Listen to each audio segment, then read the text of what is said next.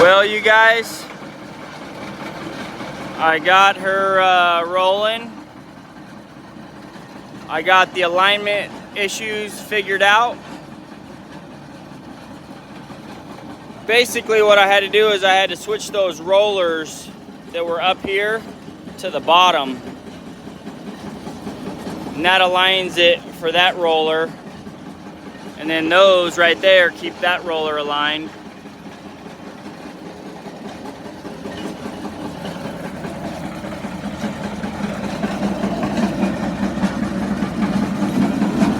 And you can see right here I got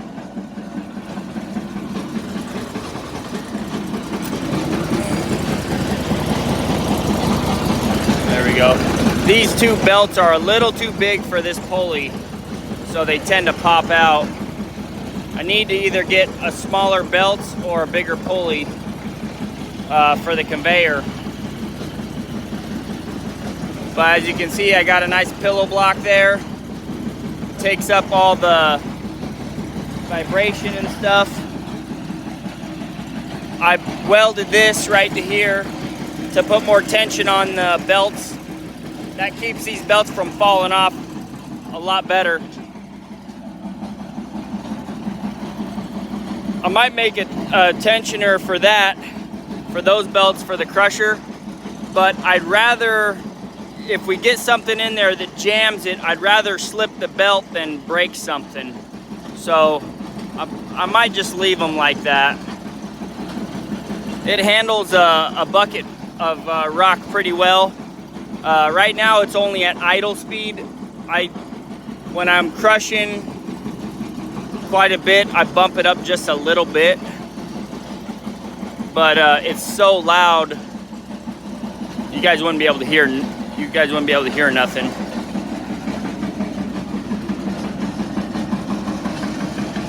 Oh, my gas can's working its way.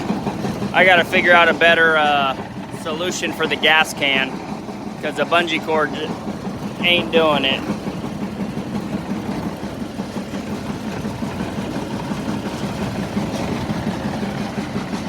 There we go.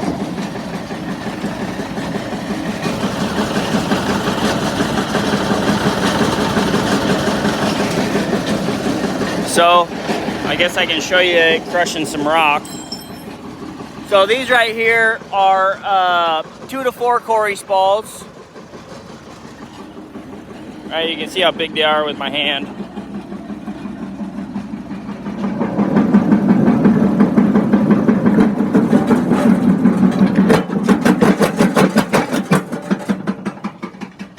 Crushes it pretty good. It doesn't want to go up the conveyor unless there's quite a bit on there. So one of the things I did to help the feeding of this is we ended up lowering these rollers right here. You can see we cut them and then welded them down. I cut about that much off of them to make that less steep right there. But I'll just fill up a bucket for you guys so you guys can see this thing do a bucket. I'm only gonna do about a half a bucket because I just don't care to lift that much more. But I want you guys to see how it feeds.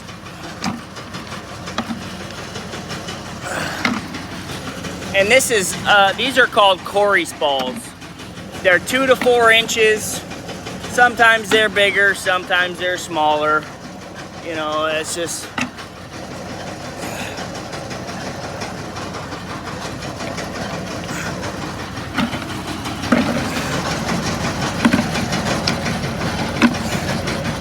You throw a bunch of these things in there all at once, that is a real test for these machines. You know, to see if they're gonna be able to handle, you know, a bucket or not. Once I build the hopper on here, the hopper's almost gonna be level, right? It'll be slightly inclined, and it'll have some springs on the back so it bounces, kind of shakes a little bit, right? So we got that bucket. I'm gonna speed her up. See, you can see she's not even any throttle at all.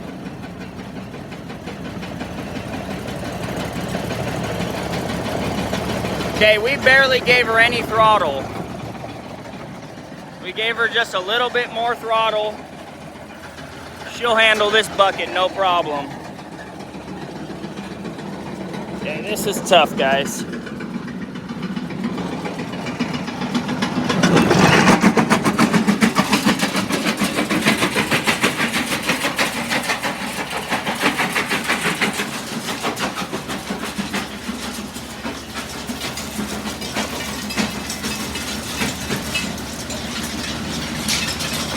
So there you have it right there, guys. She's pretty bouncy. If I can figure out how to make this less bouncy, it would feed a lot smoother. I'm very confident it would feed smoother.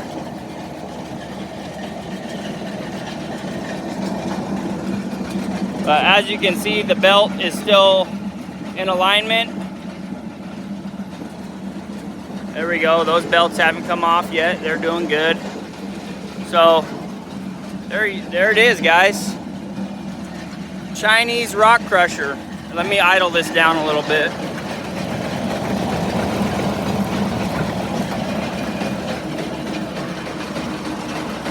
Actually, I'll just shut it off. What do you guys think? Let me show you, for those of you that are just now joining, you're gonna have to go back and rewatch this, but look at that. It's got minus in there, it's got clean rock,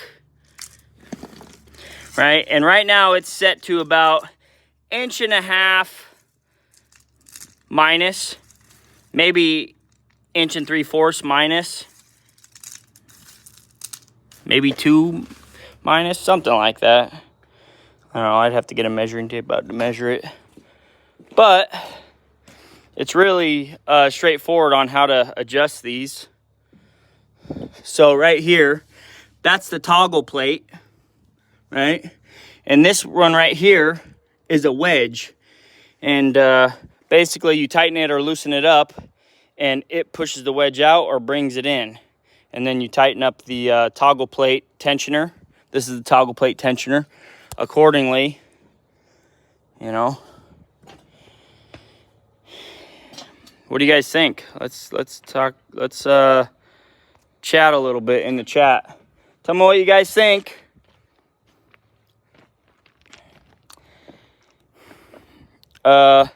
Since I finally got it all the quirks kind of worked out of it, it started right about there. And it's moved, you know, about 5 feet forward since I've finally been able to work all the quirks out of it. That thing shakes quite a bit. And, you know, the front tires on the front, if those weren't tires, if they were feet like those, then it probably wouldn't be moving forward or backwards. I was talking it over with Blake, and I think what my one of my game plans is to put a regular trailer axle on the front of that, like an 8 foot wide, you know, 7.5 foot wide trailer axle, you know, that's rated for a couple thousand pounds, and put street tires on it, and then put a hitch on the front, and then obviously I'll put landing gear on that side and landing gear on this side.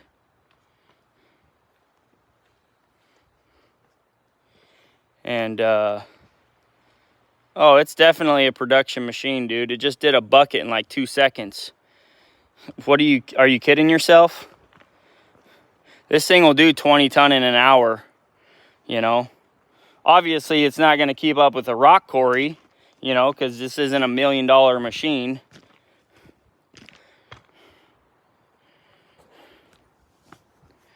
But, you know, I'm not running a rock quarry over here, okay? It's more like a small recycling yard.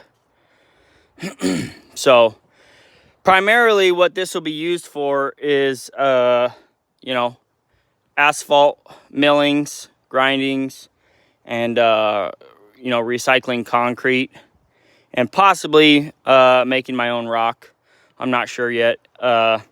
It would be cheaper, probably, if I can find a supply of rock, you know, it's cheaper than just buying, you know, normal minus rock. And you know, if I crush it myself, it'll be cheaper. So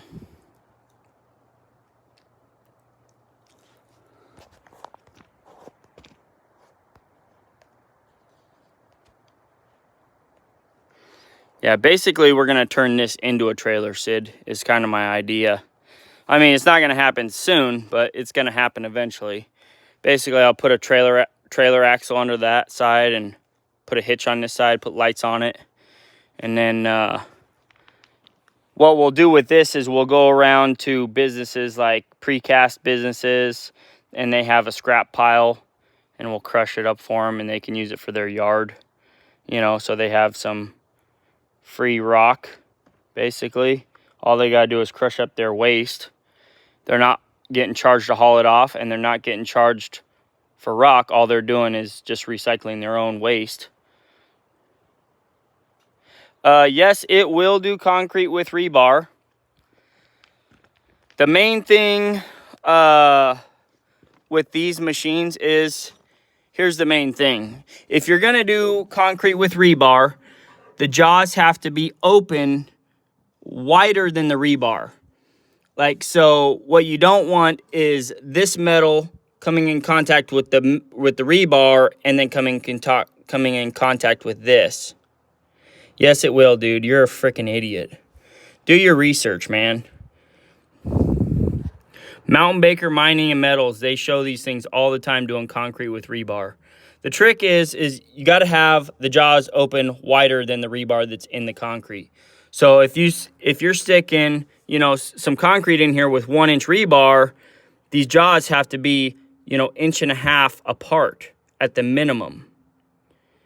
Basically, you don't want the jaws contacting each other with the rebar in the middle. You don't want the jaws pinching the rebar. There has to be concrete in between both sides, basically.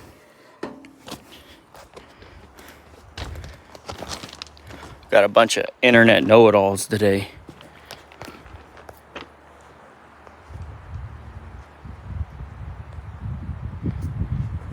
So that's how it works. That right there, basically, after all expenses, is about 10 grand right there. And to buy that machine right there in the US, you're looking at about $35,000 from Mountain Baker Mining and Metals, maybe more.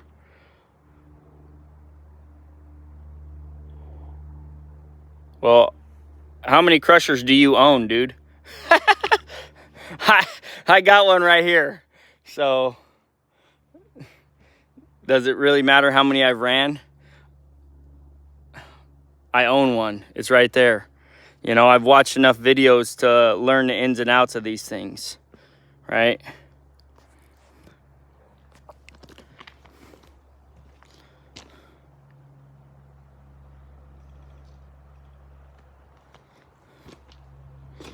Yeah, one of the hardest things with this particular machine was when I first got it, the alignment was not working very well.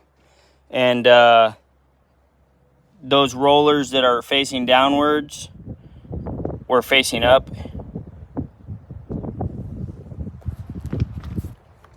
Yeah, I'm sure you did.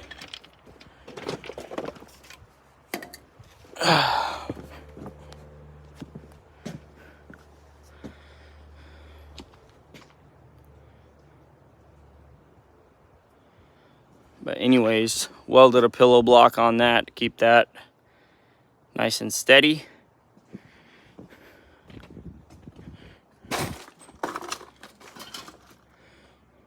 That's how we extended the shaft. Basically, I went to a machine shop and got this piece made. It's like 25 bucks, 30 bucks.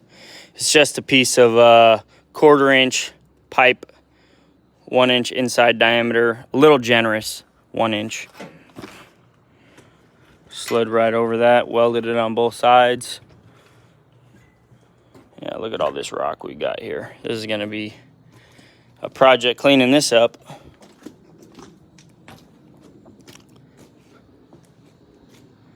So another thing I'm gonna try and figure out, I don't know if I'm gonna have the fuel tank like that. It's gotta be a little more secure for me. That and the battery, I'm probably gonna change the way it's mounted as well. It's mounted with this rubber, but it moves around a little bit, not a lot, but enough that I'm not really comfortable with it because it kind of shakes it a little too much. So I'd probably like to, I'm not sure if I'm gonna put a piece of metal in there so it clamps it better. You know, put the metal on top of this rubber. That way the rubber keeps it, you know, safe, and the metal just clamps it better. I might do the fuel tank. I might put a longer fuel hose on there and leave it sit on the ground or something. Or I might just figure out a better way of strapping that thing down. But this thing's a bear to get going. My battery, that's an old used battery in it. Started it good about 5 times, and after that, you know, helping it with the getting the flywheel moving definitely helps. But that motor right there, it's got plenty of horsepower for this machine. As you could see, it was only on the idle when I was crushing that rock, just a little above idle. So I imagine it'll be pretty economical. So anyways, guys, thanks for watching. Thanks for tuning in. Don't forget to hit that like button. Share this with your friends and your co-workers or whatever. Get their opinion on it and see what they think. You know, I'm excited to get this machine rolling, get some rock crushed. My biggest thing for it is, you know, every once in a while we bring home a load of concrete and asphalt, or, you know, millings, and, you know, we end up charging the customer to take that, and it'd be nice to crush it up and sell it back to them, or sell it to, you know, other homeowners for their driveways. So that's pretty much what the plan is with it.